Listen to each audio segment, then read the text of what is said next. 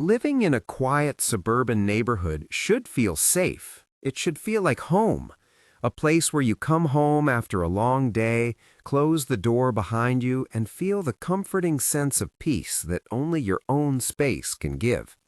That's what I believed when I moved into this neighborhood. At first, everything was perfect. Tree-lined streets, pristine lawns, friendly neighbors who waved hello. It seemed like the kind of place you read about in magazines, the quintessential American dream. The HOA seemed small and unassuming, a group of neighbors responsible for maintaining order and beauty, nothing more. For the first few months, life was routine, normal, and comfortable. But then the first disagreements began. At first, they seemed minor, almost trivial. A question about landscaping rules, a fence that didn't meet certain specifications, minor issues with what could or could not be displayed on your property. I tried to follow the proper channels, emails, phone calls, polite inquiries. I assumed the HOA would act reasonably, fairly, and transparently. But I quickly realized that my questions and minor challenges were not welcome. What I saw as reasonable discussion, the HOA viewed as a challenge to their authority. The situation escalated, slowly at first, then all at once. One ordinary afternoon, I came home expecting the calm I had always known, but the moment I pulled onto my street, I froze. My driveway, my own driveway, was completely blocked. Not by accident, not by a delivery van, but by the vehicle of the HOA President himself. I stared at it, hoping I was imagining things. Maybe it was temporary. Maybe he was moving it soon. But as I stood there, the reality became chillingly clear. This was deliberate. This was intimidation. I knocked on his door, called him repeatedly, tried reasoning with him. Hours passed. When he finally appeared, he looked at me calmly and said, "It's within HOA regulations." That was it.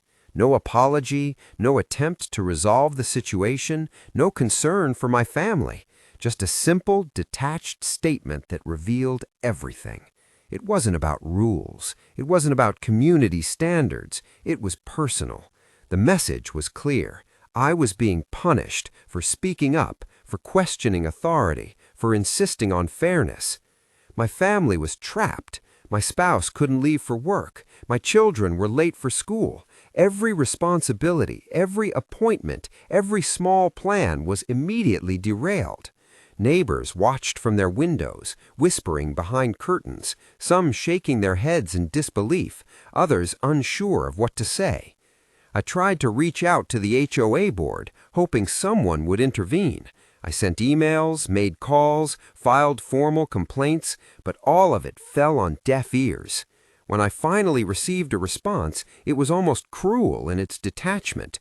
It's your responsibility to resolve personal disputes.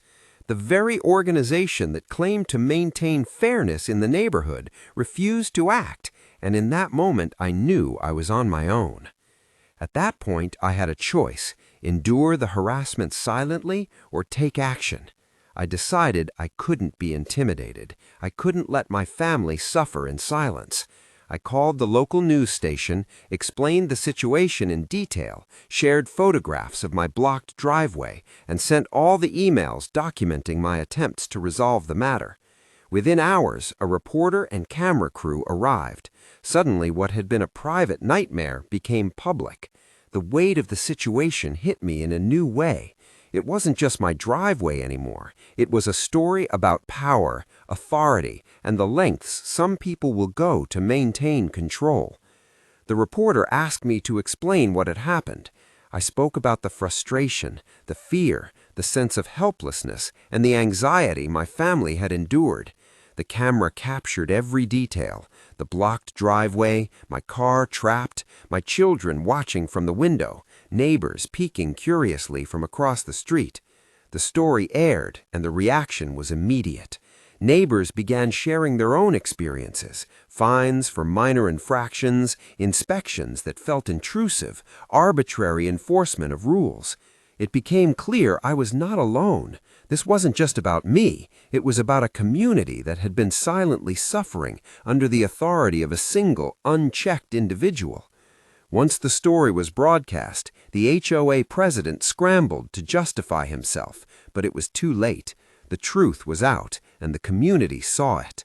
The blocked driveway was removed, my family regained our freedom, our ability to leave our home without fear. But the story didn't end there. The incident sparked a larger conversation among neighbors about accountability, transparency, and fairness. The HOA could no longer act without scrutiny. The balance of power had shifted. Reflecting on this experience, I realized how quickly unchecked authority can become oppressive.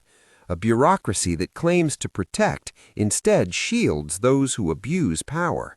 Silence empowers intimidation. But documenting everything, speaking up, and shining a light on injustice can make a difference.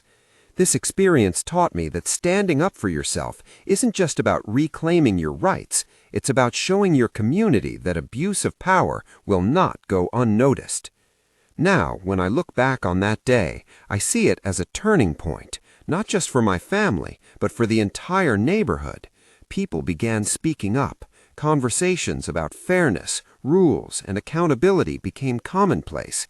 And while the rules themselves didn't change overnight, the culture shifted.